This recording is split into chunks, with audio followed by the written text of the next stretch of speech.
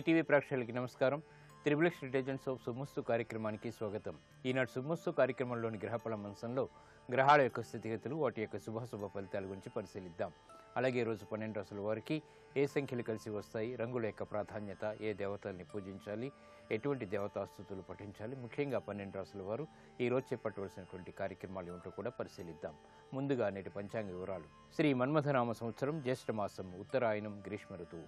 ఈరోజు జ్యేష్ఠ శుద్ధ ద్వాదశి ఆధ్యాత్మిక కార్యక్రమాలకి పనికి వస్తుంది. అలాగే ఈరోజు స్థిరవారం లేదా శనివారం.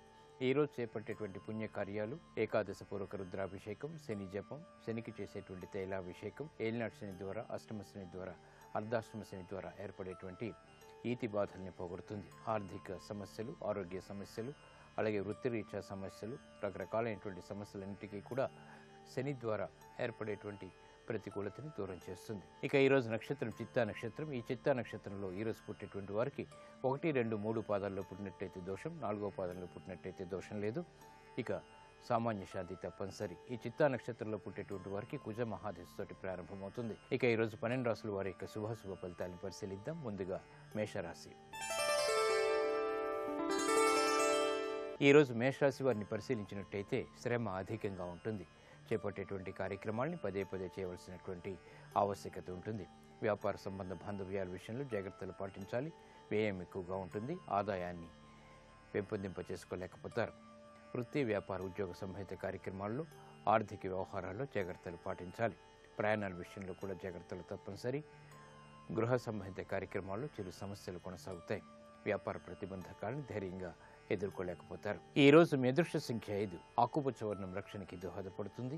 ఆహ్లాద పరిస్థితులను కలిగిస్తుంది. ప్రతికూలతని దూరం చేస్తుంది. అనుకూల దైవం ఈశ్వరుడు.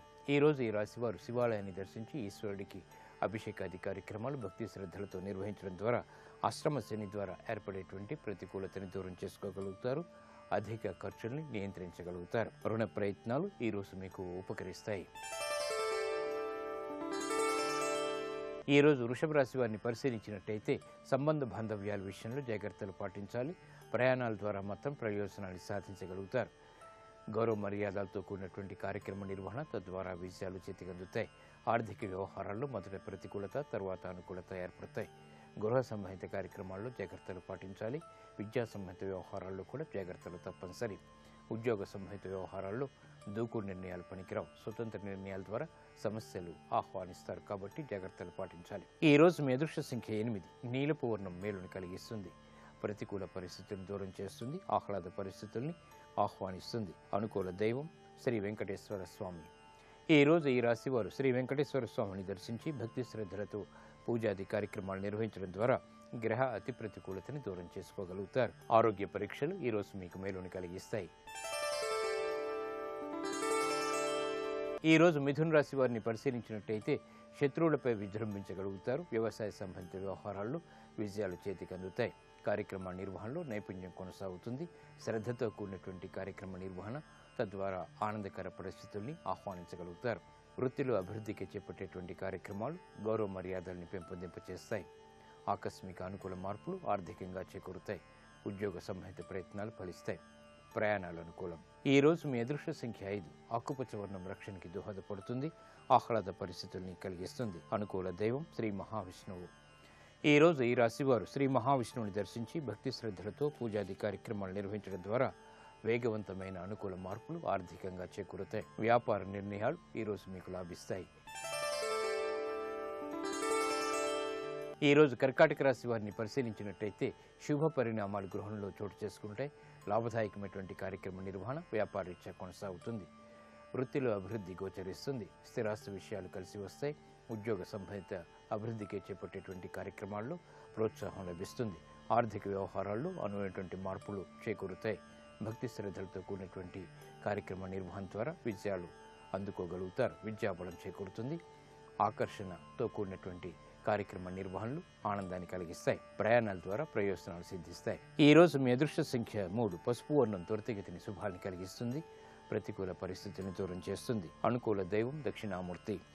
ఈ రోజు ఈ రాశి వారు దక్షిణామూర్తిని దర్శించి భక్తి శ్రద్ధలతో పూజాది కార్యక్రమాలు నిర్వహించడం ద్వారా ఆహ్లాద పరిస్థితుల్ని ఆహ్వానించగలుగుతారు. కోర్టు సంబంధిత వ్యవహారాలు, ప్రక్రియలు, సంభాషణలు, లావాదేవీలు ఈ రోజు మీకు లాభిస్తాయి.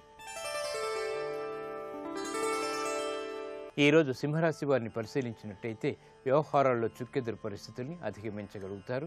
అధిక వ్యయం ఉంటుంది, శుభ ఫలితాన్ని కలిగిస్తుంది.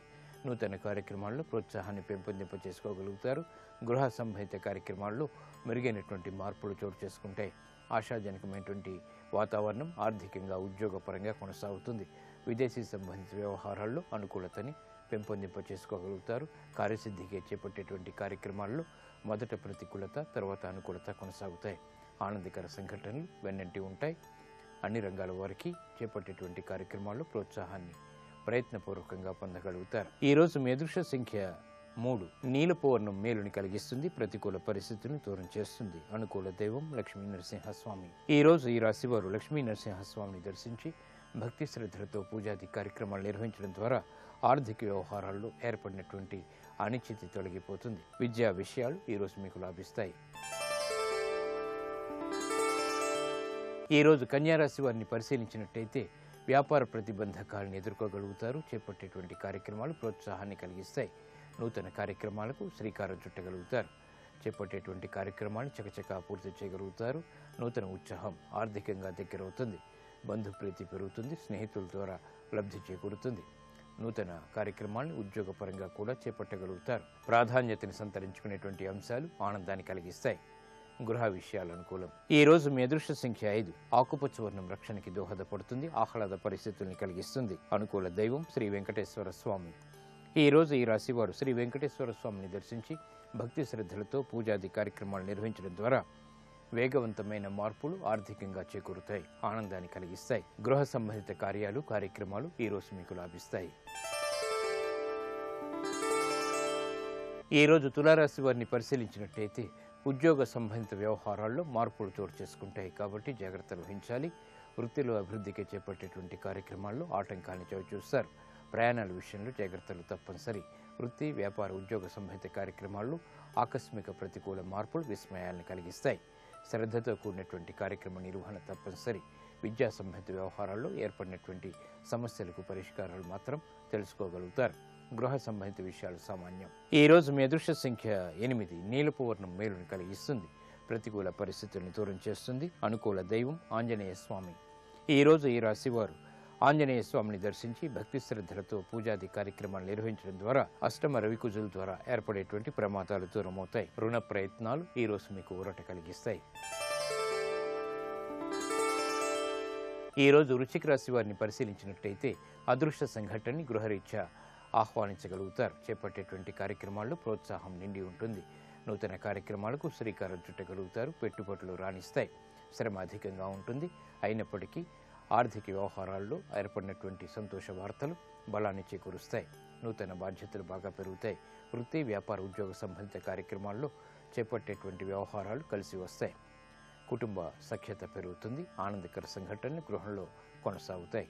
వ్యాపార ప్రతిబంధకాలను ధైర్యంగా ఎదుర్కోగలుగుతారు. ఈ రోజు మీ అదృష్ట సంఖ్య 2. నలుపు వర్ణం ప్రశాంతతను పెంచుతుంది, ప్రతికూల పరిస్థితులను దూరం చేస్తుంది. అనుకూల దైవం సుబ్రహ్మణ్య స్వామి. ఈ రోజు ఈ రాశి వారు సుబ్రహ్మణ్య స్వామిని దర్శించి భక్తి శ్రద్ధలతో పూజాది కార్యక్రమాలు నిర్వహించడం ద్వారా ఆర్థిక అసహనం దూరం అవుతుంది. వేగవంతమైన అనుకూల మార్పులు ఆర్థికంగా చేకూరుతాయి. పెట్టుబడులు ఈ రోజు మీకు రాణిస్తాయి.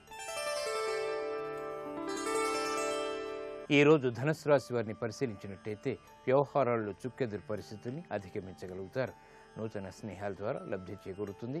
సంబంధ బాంధవ్యాల్లో ఏర్పడినటువంటి ప్రతికూలత తగ్గుతుంది. నూతన ఒప్పందాలు కలిసి వస్తాయి. వ్యాపార ప్రతిబంధకాలను ధైర్యంగా ఎదుర్కోగలుగుతారు. కోర్టు సంబంధిత వ్యవహారాల్లో విజయాలు చేతికి అందుతాయి. నూతన ఉత్సాహం అన్ని రంగాల వరకు దగ్గరవుతుంది. ఆర్థిక బలానికే చేపట్టేటువంటి ప్రక్రియలు కలిసి వస్తాయి. గృహ విషయాలు సానుకూలం. ఈ రోజు మీ అదృష్ట సంఖ్య 6. నీలపు వర్ణం మేలుని కలిగిస్తుంది, ఆహ్లాద పరిస్థితులకి దోహదపడుతుంది. అనుకూల దైవం శ్రీ మహావిష్ణువు. ఈ రోజు ఈ రాశి వారు శ్రీ మహావిష్ణువుని దర్శించి భక్తి శ్రద్ధలతో పూజాది కార్యక్రమాలు నిర్వహించినట్లయితే ఉత్తమ ప్రయోజనాన్ని సాధించగలుగుతారు. ఆర్థిక వ్యవహారాల్లో ఏర్పడినటువంటి ప్రతికూల పరిస్థితులు దూరమవుతాయి. నూతన వ్యాపార ఒప్పందాలు ఈ రోజు మీకు లాభిస్తాయి. ఈ రోజు మకర రాశి వారిని పరిశీలించినట్లయితే సంబంధ బాంధవ్యాల్లో అనువైనటువంటి మార్పులు చోటు చేసుకుంటాయి. ఆహ్లాద పరిస్థితుల్ని ఆహ్వానించగలుగుతారు. ఆర్థిక బలం చేకూరుతుంది. వ్యవసాయ సంబంధిత కార్యక్రమాల్లో కూడా అనుకూలతకే చేసేటువంటి ప్రయత్నాలు కలిసి వస్తాయి. నూతన కార్యక్రమాలు ఉద్యోగరీత్యా చేపట్టగలుగుతారు. ప్రయాణాల ద్వారా ప్రయోజనాలు సాధించగలుగుతారు. గతంలో కన్నా మెరుగైనటువంటి పరిస్థితులు ఆర్థికంగా చోటు చేసుకుంటాయి. గృహ విషయాలు అనుకూలిస్తాయి. నూతన వస్తు ప్రాప్తి లేకపోలేదు. ఈ రోజు మీ అదృష్ట సంఖ్య 3. నలుపు వర్ణం ప్రశాంతతను పెంచుతుంది. ప్రతికూల పరిస్థితులను దూరం చేస్తుంది. అనుకూల దైవం శ్రీ మహాలక్ష్మి. ఈ రోజు ఈ రాశి వారు శ్రీ మహాలక్ష్మి అమ్మవారిని దర్శించి భక్తి శ్రద్ధలతో పూజాది కార్యక్రమాలు నిర్వహించడం ద్వారా ఆర్థిక వ్యవహారాల్లో అనుకూల మార్పులు చేకూరుతాయి. ఆనందాన్ని కలిగిస్తాయి. ఆర్థిక లావాదేవీలు సంభాషణలు ఈ రోజు మీకు లాభిస్తాయి. ఈ రోజు కుంభరాశి వారిని పరిశీలించినట్టయితే కోర్టు సంబంధిత వ్యవహారాల్లో జాగ్రత్తలు పాటించాలి. శత్రు వృద్ధి ఏర్పడుతుంది. నూతన కార్యక్రమాలపై ఆచితూచి నిర్ణయాలు తీసుకోవాలి. వ్యాపార సంబంధిత లావాదేవీల విషయంలో ఆర్థిక నష్టాల్ని భర్తీ చేసుకునేటువంటి కార్యక్రమ నిర్వహణలో ఊరట లభిస్తుంది. వృత్తిలో అభివృద్ధికి చేపట్టేటువంటి కార్యక్రమాలు ఆలస్యంగా విజయాన్ని తెచ్చిపెడతాయి. గృహ విషయాల్లో సానుకూల పరిస్థితులు ఉన్నప్పటికీ ఆశించినటువంటి ప్రయోజనాన్ని వెంటనే పొందలేకపోతారు. ఆరోగ్య విషయంలో జాగ్రత్తలు పాటించాలి. ఈ రోజు మీ అదృష్ట సంఖ్య 5. ఆకుపచ్చ వర్ణం రక్షణకి దోహదపడుతుంది. ఆహ్లాద పరిస్థితుల్ని ఆహ్వానిస్తుంది. అనుకూల దైవం శ్రీ వెంకటేశ్వర స్వామి. ఈ రోజు ఈ రాశి వారు వెంకటేశ్వర స్వామిని దర్శించి భక్తి శ్రద్ధలతో పూజాది కార్యక్రమాలు నిర్వహించడం ద్వారా వృత్తి, వ్యాపార, ఉద్యోగ సంబంధిత వ్యవహారాల్లో ఏర్పడినటువంటి నష్టాల్ని భర్తీ చేసుకునేటువంటి అవకాశాలు దగ్గరవుతాయి. ఆరోగ్య పరీక్షలు ఈ రోజు మీకు మేలుని కలిగిస్తాయి. ఈ రోజు మీనరాశి వారిని పరిశీలించినట్టయితే ఆరోగ్య విషయంలో జాగ్రత్తలు పాటించాలి. ఆర్థిక విషయాలు కలిసి వస్తాయి. స్వతంత్ర నిర్ణయాలకు ఉపక్రమించగలుగుతారు. సాహస నిర్ణయాల ద్వారా విజయాలు చేతికి అందుతాయి. వ్యవసాయ సంబంధిత కార్యక్రమాల్లో విజయాలు దగ్గరవుతాయి. స్థిరాస్తి విషయాలు కూడా కలిసి వస్తాయి. రాజకీయ లబ్ధికే చేపట్టేటువంటి కార్యక్రమాల్లో ప్రోత్సాహం లభిస్తుంది. పితృ సంబంధిత కార్యక్రమ నిర్వహణలో ఆశించినటువంటి ప్రయోజనాలు పొందగలుగుతారు. గృహ విషయాలు సానుకూలం. ఈ రోజు మీ అదృష్ట సంఖ్య 5. నీలపు వర్ణం మేలుని కలిగిస్తుంది. ఆహ్లాద పరిస్థితుల్ని ఆహ్వానిస్తుంది. అనుకూల దైవం ఈశ్వరుడు. ఈ రోజు ఈ రాశి వారు శివాలయాన్ని దర్శించి ఈశ్వరుడికి అభిషేకాది కార్యక్రమాలు భక్తి శ్రద్ధలతో నిర్వహించడం ద్వారా ఉత్తమ ప్రయోజనాలు సిద్ధిస్తాయి. గృహ సౌఖ్యం పెంపొందింప చేసుకోగలుగుతారు. ఆర్థిక విజయాలు సాధించగలుగుతారు. విదేశీ సంబంధిత లావాదేవీలు, ప్రయాణాలు, సంభాషణలు ఈ రోజు మీకు లాభిస్తాయి, అనుకూలిస్తాయి, ఆనందాన్ని కలిగిస్తాయి.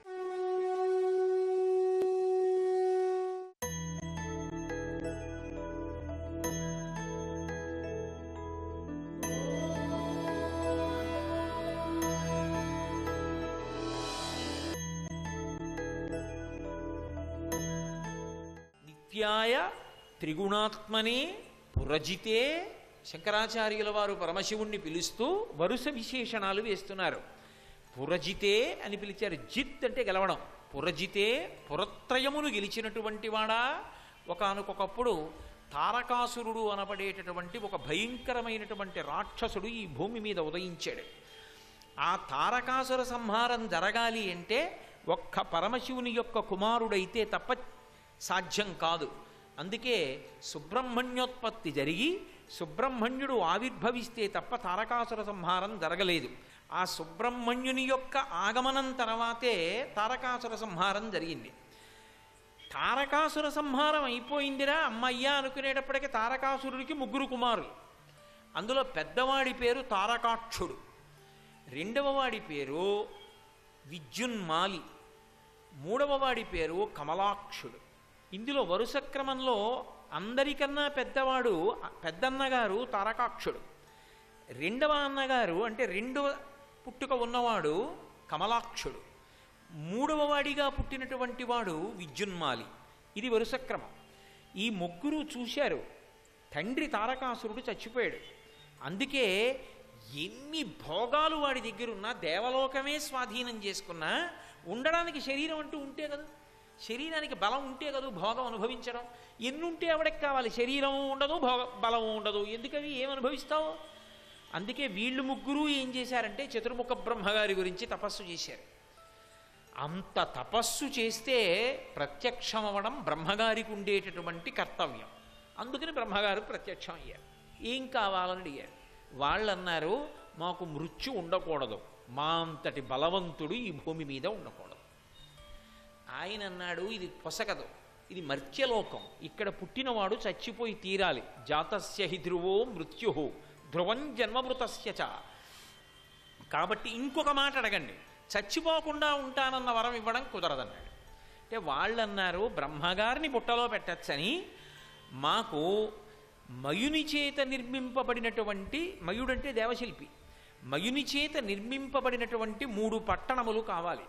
ఆ 3 పట్టణములలో ఒకటి బంగారము చేత నిర్మింపబడాలి, ఇంకొకటి వెండి చేత నిర్మింపబడాలి, ఇంకొకటి కఠినమైన ఇనుము చేత నిర్మింపబడాలి. సమస్తమైనటువంటి భోగములు అనుభవించడానికి కావలసినటువంటి ఉపకరణములన్నీ కూడా ఆయా పట్టణముల యందు ఉండాలి. ఆ పట్టణములు ఎప్పుడు ఆకాశంలో తిరుగుతూ ఉండాలి. అవి తిరుగుతుంటే మేము అలా వాటిలో తిరుగుతూ ఈ భోగాలన్నీ అనుభవిస్తూ సంతోషంగా కాలం గడిపేస్తాం. మా అంత బలవంతుడు లోకంలో ఎవరు ఉండకూడదు, మేము ఇంద్రాదుల్ని కూడా ఓడించి దేవతల్ని కూడా స్వాధీనం చేసుకోవాలి. మరి ఎలా చచ్చిపోతామంటావా? మేము వరం అడుగుతాం, ఆ వరం నిజమైతే అప్పుడు మేము చచ్చిపోతాం. 1000 దివ్యవర్షములు పూర్తవ్వాలి. 1000 సంవత్సరాలంటే మన లెక్కలో సంవత్సరాలు కావు. దివ్యవర్షములంటే మనకొక సంవత్సరం అయితే అదొక 1000 సంవత్సరాలు అనుకోండి. అటువంటివి 1000 దివ్య సంవత్సరములు పూర్తయిపోవాలి. అంతకాలము మేము ఉండాలి. ఉన్న తరువాత ఈ 3 పట్టణములు ఒక్కసారి ఒకే సరళ రేఖలోకి, ఒక వరుస క్రమంలోకి వచ్చి నిలబడతాయి. ఈ 3 పట్టణాలు ఏవి? బంగారుపురము, వెండిపురము, ఇనపపురము ఒకే వరుస క్రమంలోకి వస్తాయి. ఎప్పుడు వస్తాయి అంటే 1000 దివ్యవర్షములు పూర్తయినటువంటి మరునాటి మధ్యాహ్నం 12 గంటలకి అభిజిత్ ముహూర్తంలో ఈ 3 పట్టణములు ఒక్క సరళ రేఖలోకి వచ్చి నిలబడినటువంటి కొద్దిసేపట్లో పుష్కళావర్తక మేఘములు వర్షాలు కురిపిస్తూ ఉంటాయి. పుష్కళ మేఘములు, ఆవర్తక మేఘములు, మేఘములు 9 రకాలుగా ఉంటాయి. అందులో పుష్కళ మేఘములు, ఆవర్తక మేఘములు అని 2 రకాలు. పుష్కళ మేఘములు వర్షం కురిపించవు, విపరీతమైనటువంటి గాలిని సృష్టిస్తాయి. ఆ గాలికి చెట్లు మొదలైనటువంటివి కూడా పడిపోతాయి.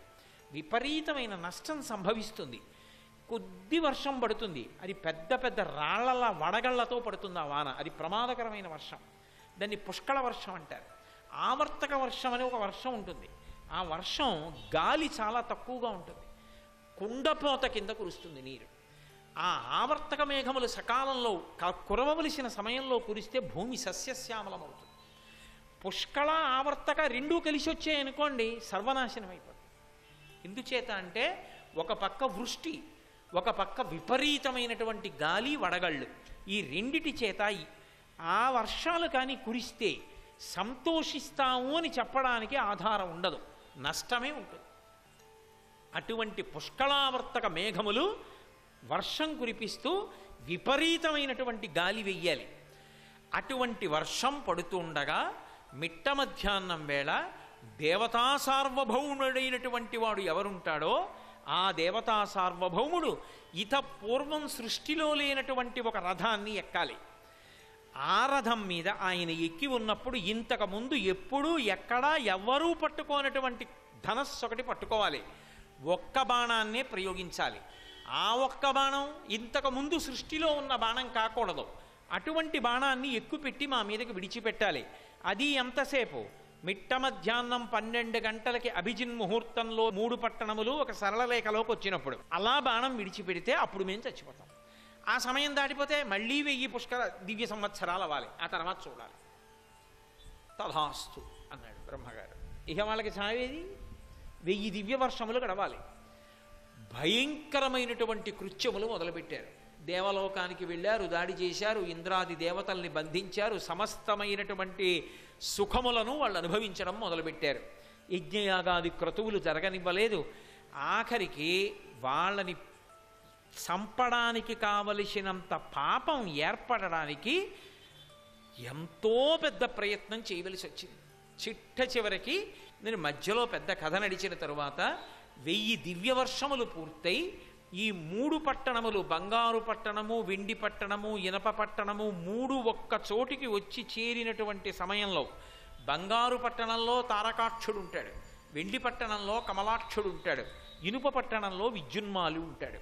ఈ 3 పట్టణములు ఒక్క సరళ రేఖలోకి వచ్చి నిలబడినప్పుడు దేవతా సార్వభౌముడైనటువంటి వాడు అపూర్వమైన రథమెక్కాలి. ఎవరు దేవతా సార్వభౌముడు? పరమశివుడే దేవతా సార్వభౌముడు. అందుకే శ్రీశైలే స్వర్ణశృంగే మణిగణరచితే కల్పవృక్షాళిశీతే స్ఫీతే సవర్ణ రత్నస్ఫురిత నవగృహే దివ్యపీఠే శుభార్హ్యే ఆసీన సోమచూడ సకరుణనయన సంగన స్మేరవక్త్ర శంభుశ్రీ భ్రమరీశ ప్రకటిత విభవో దేవతా సార్వభౌమా అని పిలుస్తారు. దేవతా సార్వభౌముడు పరమేశ్వరుడు. కాబట్టి పరమశివుణ్ణి త్రిపురాసుర సంహారం చేయమని అడిగారు. తప్పకుండా చేస్తాను, లోకాల్ని రక్షించడానికి వస్తాను. కానీ సృష్టిలో ఇంతకు పూర్వం లేనటువంటి రథం ఉండాలి కదా, దాని మీద కదా నేను ఎక్కి రావాలి. అటువంటి రథం ఉన్నదా అని అడిగాడు. వెంటనే ఈ భూమినంతటినీ రథం చేశారు.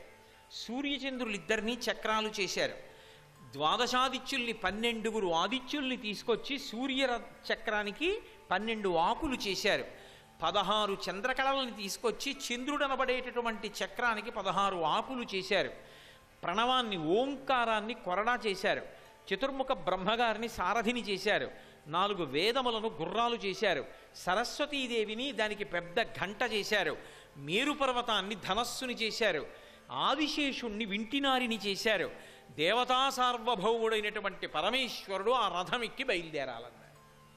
ఇప్పుడు పరమేశ్వరుడు వచ్చి ఆ రథం ఎక్కాడు. దేవతా సార్వభౌమ పరమశివ జయహో అని దేవతాగణాలన్నీ కీర్తించాయి. రథం బయలుదేరాలి. పరమశివుడు ఆ రథాన్ని అధిరోహించినటువంటి కారణం చేత 4 వేదములు గుర్రాలుగా ఉన్న, బ్రహ్మగారు ఆ రథాన్ని తోలగలిగినటువంటి వాడిగా ఉన్న, ప్రణవం చేతిలో కొరడాగా ఉన్న, ఆ రథాన్ని లాగవలసినటువంటి గుర్రాలు వేదాలు లాగలేకపోయాయి. పరమశివుణ్ణి వేదాలు మాత్రం ఎక్కడ వహించగలవు. కాబట్టి ఆ గుర్రాలు వెళ్ళలేక చతికిల పడిపోయాయి, కింద పడిపోయాయి. ఆ కింద పడిపోయినటువంటి గుర్రాలను చూచి రథం ముందుకి వెళ్ళడం లేదు అనేటటువంటి ఉద్దేశ్యంతో వెంటనే శ్రీ మహావిష్ణువు గబగబా పరిగెత్తుకొచ్చారు. అయ్యో 4 వేదాలు కింద పడిపోయాయి, ఇలా అయితే ఈ రథం ఎలా నడుస్తుంది, ఈ రథం నడవకపోతే త్రిపురాసుర సంహారం ఎలా అవుతుంది. అందుకని ఆయన వచ్చి ఈ 4 వేదములను పక్కన పెట్టి తానే గుర్రాలుగా మారి ఆ రథాన్నంతటినీ కూడా పైకి జాగ్రత్తగా ఎత్తి మోకాళ్ల మీద ఆ రథాన్ని నడిపించడానికి ప్రయత్నం చేశారు. అందుకే శంకరాచార్యుల వారు శివానందలహరిలోనే ఒక మాట చెప్తారు. బాణత్వం వృషభత్వమర్ధవపుషా భార్యాత్వమార్యాపతే ఘోణిత్వం సఖితా మృదంగ వహతా చేత్యాది రూపం తధౌ త్వత్పాదే నయనార్పణంచ కృతవాన్ త్వద్దేహ భాగో హరిః పూజ్యాత్ పూజ్యతరస్య ఏ వహిన చేత్కో వా తదన్యోధికః అన్నారు శ్లోకంలో. బాణత్వం వృషభత్వం పరమశివుణ్ణి నందీశ్వరుడు వహిస్తాడు. తాను ఎద్దు రూపాన్ని పొంది వేదములు రథాన్ని లాగలేకపోతే ఆ వేదాల్ని పక్కన పెట్టి తాను ఎద్దు రూపంతో నందీశ్వర రూపంతో రథాన్ని పైకెత్తారు. బాణమయ్యారు ఒకప్పుడు. బాణత్వం వృషభత్వమర్ధవపుషా భార్యాత్వమార్యాపతే ఘోణిత్వం పరమశివుని యొక్క పాదములను చూడడం కోసమని పాదదర్శనం కోసం వరాహ రూపంలో పంది రూపంలో భూమిని తొలుచుకుంటూ కిందకెళ్ళారు. కాబట్టి బాణత్వం వృషభత్వమర్ధవపుషా భార్యాత్వమార్యాపతే ఘోణిత్వం సఖిత. ఒకప్పుడు మోహిని రూపాన్నెత్తి పరమశివుణ్ణి సంతోషపెట్టారు.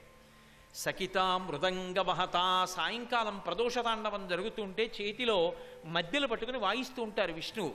మృదంగ వహత చేత్యాది రూపం తధౌ తత్పాదే నయనార్పణంచ కృతవాన్. ఒక దక్షిణ దేశంలో ఇప్పటికీ నేత్రార్పణేశ్వరుడు అని ఆ దేవాలయం తమిళనాడులో ఉంది. ఒకప్పుడు శ్రీ మహావిష్ణువుకి కోరిక పుట్టింది పరమశివుణ్ణి సహస్ర కమలాలతో పూజ చెయ్యాలని. 1000 తామర పువ్వులు తీసుకొచ్చి బుట్టల్లో పెట్టుకుని ఒక్కొక్క నామం చెప్తూ శివసహస్రంతో పూజ చేస్తున్నాడు. 999 నామములు అయిపోయాయి. 1000వ నామం దగ్గరికి వచ్చేటప్పటికి ఉండవలసిన ఒక్క పువ్వుని పరమశివుడు తన యొక్క శక్తి చేత అంతర్ధానం అయిపోయేటట్టు చేశాడు. 1000వ నామం దగ్గరికి వచ్చేటప్పటికి పువ్వు లేదు. పూజ మధ్యలో మాట్లాడకూడదు, పిలవకూడదు. పూజ చేస్తూ చేస్తూ ఎవరినైనా పిలిచాననుకోండి, నేను అప్పటి వరకు ఏ పూజ చేశానో అది వారి ఖాతాలోకి ఎడుతుంది. 1000వ తామర పువ్వు తక్కువైపోతే చూశాట, ఓహో పరమశివుడు ఒక పువ్వు కనపడకుండా చేశాడు. నా కళ్ళు తామర పూలలా ఉంటాయని వర్ణిస్తారు. రామ కమలపత్రాక్ష అంటారు కదా, రాముడు కమలపత్రముల వంటి కన్నులు ఉన్నవాడు. తామర పూలలా ఉంటాయి శ్రీ మహావిష్ణువు యొక్క కళ్ళు. కాబట్టి ఓ కన్ను పెకలించి శివుడి మీద నేను వేస్తానని ఒక కనుగుడ్డు పెకలించి పరమశివుడి పాదాల మీద పెట్టాడు. వెంటనే పరమశివుడు ప్రత్యక్షమై ఇంత భక్తితో ఇన్ని మాటలు నన్ను సేవించావు కాబట్టి నా శరీరంలో అర్ధభాగం నీకు ఇస్తున్నానని సగం శరీరాన్ని విష్ణువుకి ఇచ్చేశారు. అందుకే హరిహర స్వరూపం అని ఒక రూపం. అందులో శివుని యొక్క సగభాగం విష్ణువు అయి ఉంటారు. అసలు నేను నిక్కచ్చిగా మీతో ఒక రహస్యం చెప్పాలి అంటే విష్ణువే అమ్మవారు, అమ్మవారే విష్ణువు, ఇద్దరు ఉండరు. అందుకే అమ్మవారికి అలంకార ప్రియత్వం, విష్ణువుకి అలంకార ప్రియత్వం. విష్ణువు అవతారం తీసుకుంటారు, అమ్మవారు అవతారం తీసుకుంటుంది. విష్ణువు రాక్షస సంహారం చేస్తారు, అమ్మవారు రాక్షస సంహారం చేస్తుంది. విష్ణువే అమ్మవారిగా, అమ్మవారే విష్ణువుగా ఉంటారు. నారాయణి, నారాయణ ఇద్దరు అన్నా చెల్లెళ్ళు, ఇద్దరు ఒక్కసారే పుడతారు. అందుకే కృష్ణుడు పుట్టినప్పుడే యోగమాయ పుడుతుంది. ఇద్దరిది ఒకే తత్వంతో ఉంటారు. సర్వం శ్రీ ఉమామహేశ్వర పరబ్రహ్మార్పణమస్తు. స్వస్తి.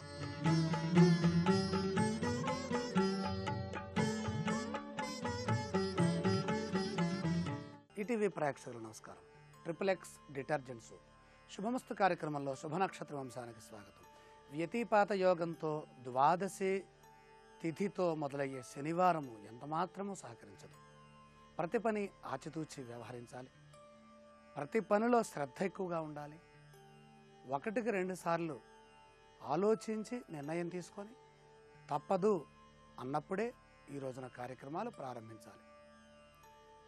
దైనందిన కార్యక్రమాలకేమీ తప్పులేదు, కానీ విశేష కార్యక్రమాలు ప్రారంభించాలనేటప్పుడు మాత్రం కొంచెం ఆలోచించి నిర్ణయాలు తీసుకోవటం మంచిది.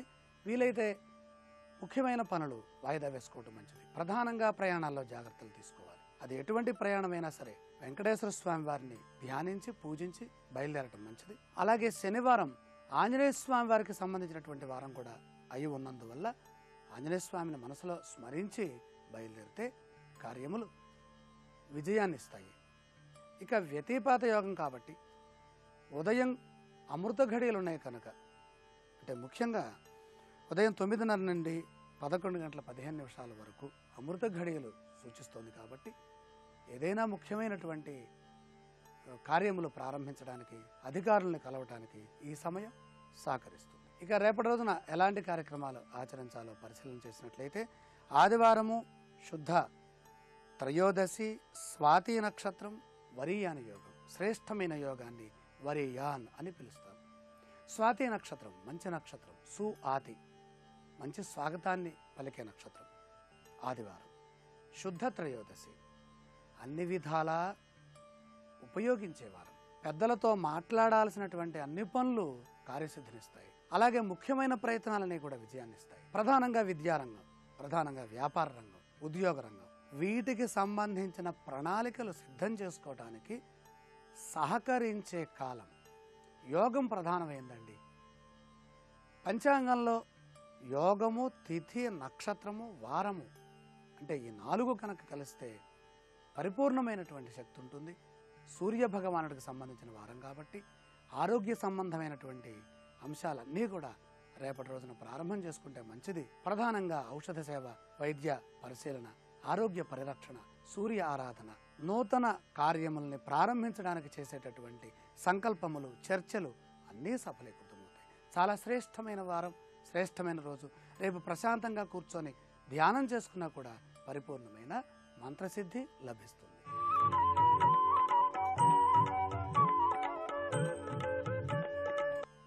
పేరులో పెన్నిధి అంశానికి స్వాగతం. నామ నక్షత్రాన్ని పరిశీలన చేసి జాతక బలం ఏ విధంగా ఉంది, అదృష్ట యోగాలు ఏ విధంగా ఉంటాయి, ఆరాధ్య దైవం ఎవరు, ఏ విధమైన జాగ్రత్తలు తీసుకోవాలి, ఈ అంశాలను పరిశీలన చేస్తే ఇక్కడ మనకి వైదిక శాస్త్రరీత్యా మనకు అర్థమవుతున్నది అవగాహన చక్రం. అకార పంచస్వరాలు అయిపోయినాయి, వకార పంచాక్షరాలైనాయి. ఇప్పుడు కకార పంచాక్షర విశేషాలను చూస్తున్నాం. అంటే కా, కి, కు, కే, కో ఈ విధంగా మనం 5 పరిశీలన చేస్తాం. ప్రధానంగా కా హ్రస్వాక్షరము, దీర్ఘాక్షరము. సంస్కృతంలో హ్రస్వాక్షరాలు ఉండవు, అంటే కా అని ఉండదు, కా అని ఉంటుంది. తెలుగులో కా పెట్టుకున్నా కా అని అక్షరం ప్రారంభం చేసినా ఒకటే అర్థం వస్తుంది. కాతో మొదలయ్యే వారికి, కాతో మొదలయ్యే వారికి ఇవే సూత్రాలు వర్తిస్తాయి. ఇక్కడ రాశి మారింది. మిథున రాశి మృగశిర నక్షత్రంలోని 3వ పాదంతో మిథున రాశి ప్రారంభమవుతోంది. అసలు క అనే అక్షరం మన పేరులో ఉన్నట్టయితే, అంటే ఆద్యాక్షరంగా ఉంటే, మనం పిలిచే పేరులో తల్లిదండ్రులు ఉంచిన నామం రెండూ ముఖ్యమైనవే. అన్నిటికంటే ముఖ్యమైనది ఏది అంటే, తండ్రి గారు మన పేరుని బియ్యంలో నామకరణంలో ఏ అక్షరంతో అయితే రాశారో ఆ అక్షరమే ప్రధానమైనది. ఇక అలాగే ఎక్కువ మంది ఏ పేరుతో పిలుస్తున్నారో ఆ పేరు నుండి కూడా ప్రభావం ఉంటుంది. కారణంగానే మనోభీష్టాల కోసమే నిర్దేశించబడినటువంటి చతుర్విధ ఫల పురుషార్థములలో తృతీయ ఫల పురుషార్థము, దీన్నే ధర్మ అర్థ కామ మోక్షము. ఇవి 4 ఫల పురుషార్థాలు. ధర్మ అర్థ కామ అంటే కామ సంబంధమైనవి కామ్యములు, ఇష్టకామ్యార్థ ఫలసిద్ధ్యర్థం. కానీ సంకల్పంలో ఏం చెబుతాం అంటే, దైవ సంబంధమైనటువంటి కోరికలు కొన్ని ఉంటాయి. భగవంతుడిని ఆరాధించడం ప్రధానమైన కోరిక, అలాగే జపం చేసుకోవడం ప్రధానమైన కోరిక, ధ్యానం చేయటం, ఆలోచించడం, లోకానికి ఉపకరించేటటువంటి సంఘసేవ చేయటం, ఇలాంటివన్నీ కూడా ప్రధానమైనటువంటి ధార్మిక సంబంధమైన కోరికలు, ధర్మ సంబంధమైన కోరికలు. ఈ ధర్మపరమైనటువంటి కోరికలన్నిటికీ కూడా దీన్ని ఇక్కడ మనం కామ లేదా కామ సంబంధమైనటువంటివి అంటే కామ్యములు, ఇష్టములు, మనోభీష్టములను నెరవేర్చే బీజం ఇది. ఇష్టకామ్య సిద్ధి కోసమై ఉపకరించే బీజం కామేశ్వర ప్రధానమైన నామం. కమలాకర, కమల, కవిత, ఇలా క అనే అక్షరం మన పేరులో మొదటి స్థానంలో ఉన్నట్టయితే, అంటే క అక్షరంతో కనుక పేరు ప్రారంభమైతే వాళ్ళకి మనోభీష్ట సిద్ధి విశేషంగా ఉంటుంది. వాళ్ళు అనుకున్న మార్గంలోనే పయనిస్తారు. ఇతరులు చెప్పేవి ఏవి పట్టించుకోరు. వాళ్ళ సంకల్పము, వాళ్ళ ఏకాగ్రత, వాళ్ళ చిత్తశుద్ధి ఆధ్యాత్మిక సంపదతో కూడి ఉంటుంది, దైవ బలంతో ఉంటుంది. ఎందుకని? ధర్మ అర్థ కామ మోక్షములలో తృతీయ ఫలపురుషార్థం కాబట్టి పూర్వజన్మ పుణ్యము చేత తండ్రి గారి మనస్సులో కా అనే అక్షరంతో పేరు పెట్టాలి అనే సంకల్పం వచ్చి అప్పుడు ఈ కా అనే అక్షరంతో పేరు రాస్తారు. పిలిచే నామంలో కనుక కా అనే అక్షరం ఉన్నట్లయితే, కాతో పేరు మొదలైతే ఏం జరుగుతుంది? ఐశ్వర్య సిద్ధి. ఇంకా ఏం చెబుతోంది? మారుతే వేధసి బ్రధ్నే పుంసి కహ కం శిరో అంబునోహో. వాయుదేవుడు, బ్రహ్మ, సూర్య, ఆత్మ, శిరస్సు, ఉదకం, కాయతే స్తూయతే ఇది కహ అంటే స్తోత్రము చేయటానికి ఉపయుక్తమైనటువంటి వరాన్ని పొందటం కోసమై భగవంతుణ్ణి ఆరాధించడానికి ఉపయోగించే శబ్దధ్వనే కకారం. గొప్పది, విశేషమైంది. అయితే ఇక్కడ అధిపతి ఎవరు? సాక్షాత్తు మహావిష్ణువు. రాస్యాధిపతి, రాశినాథుడు బుధుడు మహావిష్ణువు. నక్షత్ర ఆధీశుడు, నక్షత్రాధిపతి ఎవరు? నక్షత్రనాథుడు సుబ్రహ్మణ్యేశ్వర స్వామి. కాబట్టి వ్యాపార రంగం విశేషంగా యోగిస్తుంది, ఉద్యోగ రంగం కూడా యోగిస్తుంది. అధిక శాతం మిథునంలో ఉంది కాబట్టి వ్యాపారానికి అనుకూలంగా ఉంది. తూర్పు దిక్కు అధిష్టానంగా ఉన్నది. ఆకుపచ్చని రంగు కలిసి వచ్చేటటువంటిది. మంగళ బుధవారములు రెండూ కూడా యోగించేటటువంటి అదృష్టవారములు. ఏ పని చేసినా వీళ్ళల్లో లౌక్యం ఉంటుంది. ప్రధానంగా పుణ్యాన్ని సముపార్జన చేయటమే లక్ష్యంగా ఈ అక్షరం భాసిల్లుతుంది. రేపటి శుభమస్తు కార్యక్రమంలో కి అనే అక్షరంతో పేరు మొదలయ్యే వారి అదృష్ట భాగ్య సిద్ధి ఏ విధంగా ఉంటుందో పరిశీలన చేద్దాం.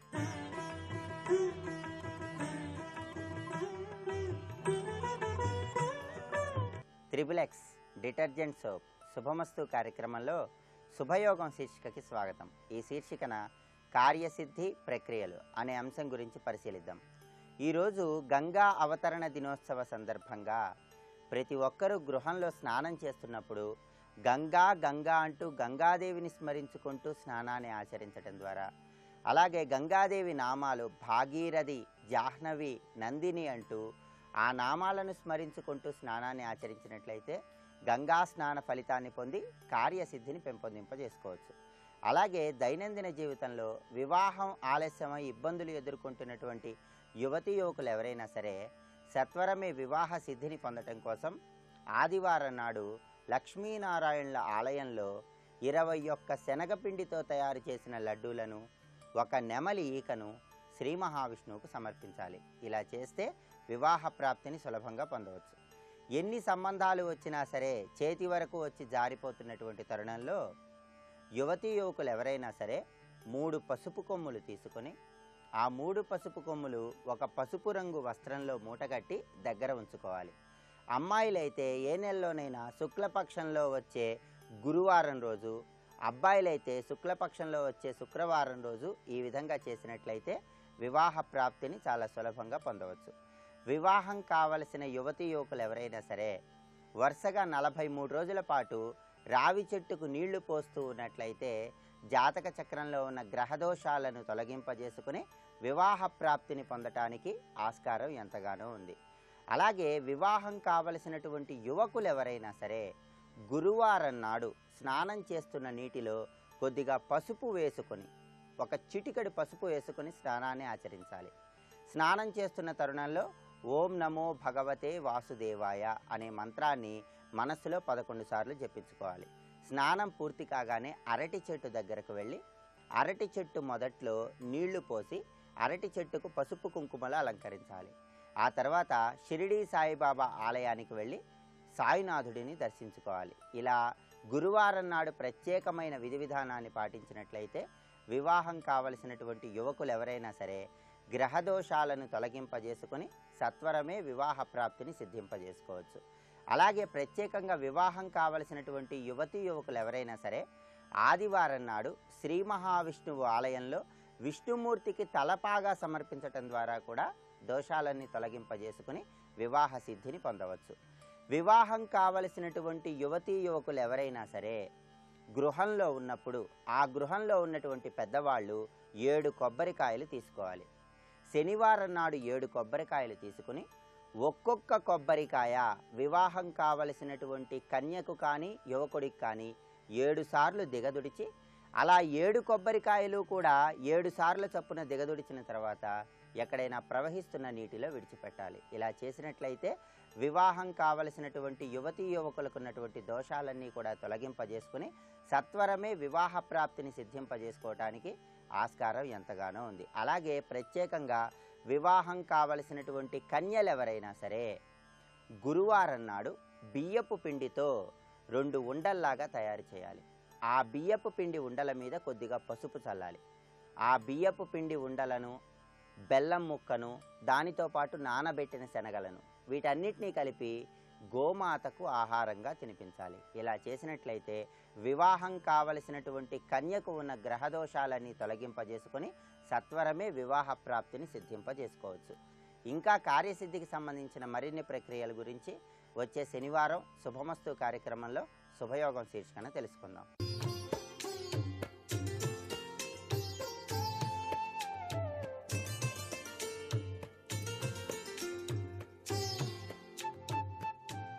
XXX డిటర్జెంట్ సోప్ శుభమస్తు కార్యక్రమంలో గృహబలం అంశానికి స్వాగతం. ఈ కాలంలో ప్రతి వ్యక్తి కూడాను ఏదో విధంగా మానసిక ఒత్తిడికి, అశాంతికి గురి కావటం సహజసిద్ధంగా జరుగుతున్నటువంటి విశేషాంశం. అందున ఇంటికి రాగానే మరింతగా మానసిక ఒత్తిడి కనుక ఉన్నట్లయితే ఎందుచేత ఇలా జరుగుతోంది అనే విషయాన్ని కూడా ఆలోచించాల్సిన పరిస్థితి ఎంతైనా ఉంది. ఒక గృహంలో వాస్తు దోషం కనుక ఎక్కువగా ఉన్నట్లయితే ఇంటికి యజమాని రాగానే లేనిపోని కోపతాపాలు, మానసిక ఒత్తిడి, అశాంతి కలగటం సహజసిద్ధంగా గ్రహించాల్సి ఉంటుంది. ఇంట్లో శాంతి లేదండి, ఎంత సంపాదిస్తున్నా ఇంటికి రాగానే మనసంతా వికలమైపోతుంది అనేటువంటి భావన మీకు కనుక ఉన్నట్లయితే తప్పనిసరిగా మీ ఇంట్లో తెలియకుండానే వాస్తు దోషం ఉన్నట్టుగా గ్రహించాలి. అంటే వాస్తుశాస్త్రరీత్యా గనక దోషం గనక ఉన్నట్లయితేనే మానసిక శాంతి ఎక్కువ అవుతుంది. ఏ ఇంట్లో సుఖనిద్ర అనేది బాగా పడుతుందో ఆ ఇంట్లో వాస్తు దోషం లేనట్టే అని చెప్పేసి కూడా మనకు వాస్తుశాస్త్రం తెలియజేస్తోంది. అసలు నిద్రే పట్టదండి. విపరీతమైన ఆలోచన సరళి, మానసిక ఒత్తిడి, ఏదో తెలియని భయం, ఇవన్నీ చోటు చేసుకుంటున్నాయి అని గనక మీరు భావన చేసినట్లయితే తప్పనిసరిగా మీ గృహంలో తెలియక తెలిసి కూడా వాస్తు దోషం ఉన్నట్టే అని చెప్పేసి గ్రహించాల్సి ఉంటుంది సుమా. జాగ్రత్తగా గనక ఈ సమస్యను మనం పరిశీలన చేసినట్లయితే మానవ జీవితంలో కర్మానుభవంతో పాటుగా వాస్తుకు కూడా తప్పనిసరిగా సంబంధం ఉండి ఉంటుంది అని చెప్పక తప్పదు.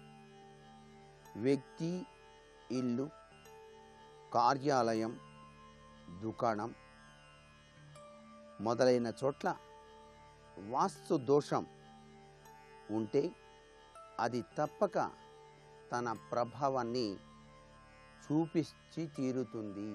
మేము ఆ ఇల్లు ఖాళీ చేసామండి, వాస్తు దోషం ఉందన్నారు, నైరుతి మూల గుంటలు ఉన్నాయి, ఈశాన్యం ఎత్తుగా ఉంది, ఈశాన్యం కట్ అయిపోయింది, ఆ ఇంట్లో ఉన్నంతకాలం కూడా నష్టాలే అని చెప్పేసి ఎవరో చెప్తే ఆ ఊరు వదిలేసి వచ్చామండి, అయినా సరే మాకు మానసిక అశాంతిగానే ఉంది అన్నప్పుడు ఎక్కడ ఉన్నా ఆ ఇల్లు నీదే కదా. అందుచేత ఆ ఇంటిని ఖాళీ చేసినంత మాత్రాన మీపై వాస్తు ప్రభావం ఉండదు అనుకోవటం పొరపాటు. వాస్తు దోషభూయిష్టమైన ఇంటిని ఖాళీ చేసినప్పటికీ ఆ ప్రభావం మీరు ఏ ప్రదేశంలో ఉన్నప్పటికీ కూడా పని చేస్తూనే ఉంటుంది అనేటువంటి విషయాన్ని కూడా గుర్తుపెట్టుకోండి. అయితే ఏం చేయాలి అంటే, మీరు ఖాళీ చేసిన ఇంటిలోని వాస్తు దోషాన్ని సవరించడం కానీ లేక ఆ గృహాన్ని విక్రయించడం కానీ చేయటం చాలా మంచిది అనేది సలహా. ఏది ఏమైనప్పటికీ వ్యక్తి తన నివాస గృహం వాస్తు సిద్ధాంతాలకు అనుకూలంగా ఉందా లేదా అన్నది ముఖ్యంగా గమనించుకోవాలి. పడక గది సరైనటువంటి స్థలంలో ఉందా, పరుపు ముక్కలు చెక్కలుగా ఉందా అన్నది కూడా చూడాలి. ఆ పాత పరుపు అండి ఇప్పుడు ఎక్కడ కుదరటలేదు, అసలు టైం చాలటలేదు అని చెప్పేసి చాలామంది ఆ ముక్కలు చెక్కలుగా ఉన్న పరుపు మీదనే పడుకుంటూ ఉన్నారు. దానివల్ల కూడా మానసిక అశాంతి వస్తుందని గ్రహించాల్సిన పరిస్థితి ఎంతైనా ఉంది వాస్తుశాస్త్రరీత్యా. ఎప్పుడూ కూడా స్లీప్ వెల్ లాగే చాలా చక్కగా పడుకోవాలి. అంటే ఇక్కడ నిద్రించేటువంటి విషయం ముఖ్యం. మానసిక ఒత్తిడి ఎప్పుడు వస్తుంది? నిద్రపోని వ్యక్తులకు వస్తుంది. నిద్ర అనేది చాలా అవసరం మనిషి జీవితానికి. ఎంతవరకు నిద్రపోవాలో అంతే పోవాలి. మానసిక ఒత్తిడిని తప్పించగల కొన్ని వాస్తు సిద్ధాంతాలు మనం పాటించినట్లయితే తప్పనిసరిగా హాయిగా ఆనందంగా జీవితాన్ని సాగించడానికి ఆస్కారం ఎంతగానో ఉంటుంది. నిద్రించేటప్పుడు తల తూర్పు లేదా దక్షిణ దిశగా ఉండాలి. పశ్చిమం వైపు తల ఉంచి నిద్రించడం చేత చింత, ఉత్తరం వైపు అయితే మానసిక వ్యాధులు కలుగుతాయన్నది వాస్తుశాస్త్రం. నేటి వాస్తు సందేహాన్ని గనక పరిశీలన చేసినట్లయితే విద్యలో రాణించటానికి విశ్వప్రయత్నం చేస్తూ చక్కగా చదివినప్పటికీ ఆ చదువు పరీక్ష సమయంలో మరచిపోవటం జరుగుతోంది. దీనికి వాస్తుకు ఏదైనా సంబంధం ఉన్నదా అన్నది ప్రశ్న. సహజసిద్ధంగా విద్యార్థి తన భవిష్యత్తుకు రాచబాట ఏర్పరచుకోవడానికి తీవ్రంగా కృషి చేసినప్పటికీ అతగాడు చదివేటువంటి ఆ యొక్క ఇంటిలోని గదిలో వాస్తు దోషం కనుక ఉన్నట్లయితే సరిగ్గా పరీక్షా సమయానికి చదివిన చదువు మరిచిపోయేటువంటి లక్షణాలు ఎక్కువగా కనిపిస్తాయి. అయితే విద్యార్థి గది వాయువ్య దిశలో ఉండటం మంచిది. భీము కింద కూర్చొని చదివిన చదువు అనర్థదాయకం అవుతుంది. ఆ యొక్క గదిలో ఎప్పుడూ మానసిక ప్రశాంతత ఉండేటువంటి తీరుతెన్నులతో అమర్చుకోవాల్సిన పరిస్థితి ఎంతైనా ఉంటుంది. విద్యార్థి చదువుకునేటువంటి గదికి వాస్తు సంబంధం ఎంతగానో ఉంటుంది అని చెప్పేసి గ్రహించక తప్పదు. మీ గృహంలో విద్యార్థులు ఎంత ప్రయత్నించినా జ్ఞాపక శక్తి తక్కువగా ఉండి ఇబ్బందులు ఎదుర్కొంటున్నారా? ఇదిగో ఈ సులభమైన ప్రక్రియను ఆచరించండి. ఏదైనా గురువారం నాడు రాఘవేంద్ర స్వామి వారిని తెల్లటి పుష్పాలతో పూజిస్తూ కుంకుమ కలిపిన అక్షింతలతో పూజించండి. స్వామివారికి కొబ్బరి బెల్లం కలిపి నివేదన చేయండి. స్వామివారికి నివేదించిన ప్రసాదాన్ని స్వీకరిస్తూ స్వామివారి పూజకు ఉపయోగించిన కుంకుమ కలిపిన అక్షింతలను గృహంలో విద్యార్థులు శిరస్సును ధరించండి. ఇలా చేయటం ద్వారా జ్ఞాపక శక్తిని పెంపొందింపజేసుకుని విద్యలలో విశేషంగా రాణించవచ్చు.